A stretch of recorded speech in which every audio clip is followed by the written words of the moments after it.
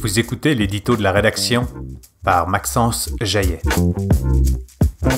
On ne traverse pas le Nord, on l'habite. Au Nord, les silences parlent. Et dans les discours de campagne, on les entend peu finalement. Pourtant, derrière chaque mot prononcé sur l'Arctique, souveraineté, sécurité, développement, se joue bien plus qu'un positionnement géostratégique. Il s'agit d'un lieu de vie, de communautés bien réelles. Des gens qui, ici, affrontent les défis du climat, du logement, du coût de la vie, tout en défendant leur culture, leur langue, leur identité.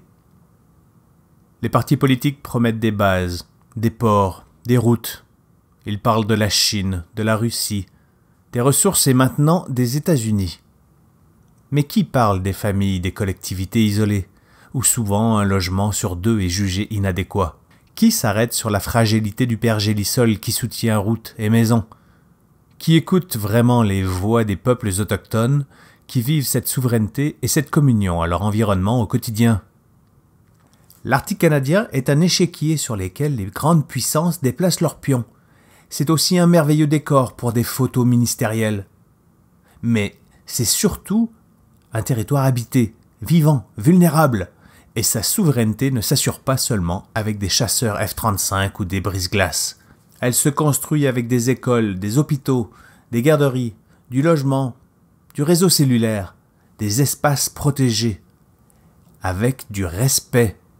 Une politique arctique ne doit pas être une stratégie de défense, mais un engagement humain, des budgets qui ne dépendent pas du bon vouloir de la géopolitique. Une écoute qui ne s'active pas seulement à l'approche d'un scrutin.